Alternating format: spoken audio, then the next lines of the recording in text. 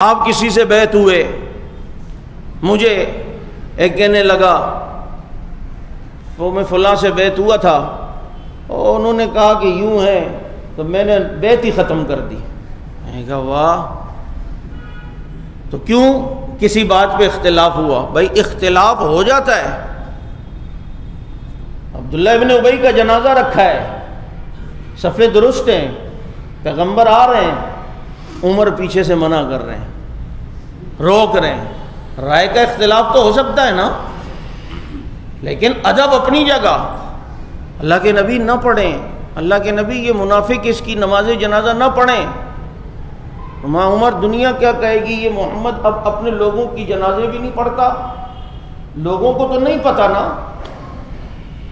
اب جناب نبی آگے کھڑے ہوئے، پیچھے سے یوں دامن پکڑ لیا، اللہ کے نبی نہ پڑھیں۔ اور نبی نے جب اللہ اکبر کہا، یہی عمر پیچھے اللہ اکبر کہہ کے کھڑا ہوا ہے۔ ایسا نہیں ہے کہ سائیڈ پہ ہو جائے، نہیں بھائی ہمیں تو پتہ ہے، ہم تو نہیں پڑھیں گے۔ اختلاف ہوتا ہے لیکن جماعت میں رہ کر، ادب کے دائرے میں رہ کر اللہ تعالیٰ پھر مدد بھی کرتے ہیں۔ اور مدد کیا کی؟ پھر اللہ نے قرآن بھیج دیا، اور عمر کی تائید میں قرآن آیا ہے۔ آیا یا نہیں آیا؟ اور کہا وَلَا تَقُمْ عَلَىٰ قَبْرِ، جنازہ چھوڑیں، آپ نے ان کی منافقوں کی قبر پہ بھی کھڑا نہیں ہونا۔ اور اس کے بعد پیغمبر کسی منافق کی نماز جنازہ پڑھاتے ہیں؟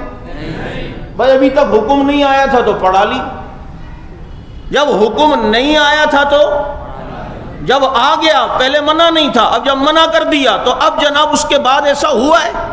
بولو۔ اس کے بعد تو حال یہ ہے کہ جنازہ کی صفیں درست ہیں، پیغمبر آئے ہیں، میت کو دیکھا ہے، ترمذی شریف کی روایت ہے، دیکھا فرمایا اٹھاؤ اس مردود کو، میں جنازہ نہیں پڑھاتا۔ اللہ کے نبی کیا گناہ ہے، کیا جرم ہے اس کا، جنازہ کیوں نہیں پڑھاتے؟ فرمایا انہ کان یبغض عثمان، اس کے دل میں میرے عثمان کا بغض ہے، اور جس کے دل میں عثمان کا بغض ہو پیغمبر اس کی نماز جنازہ نہیں پڑھایا کرتا۔ جب تک حکم نہیں تھا تو کر لیا، آ گیا تو اب کیا؟ بولو۔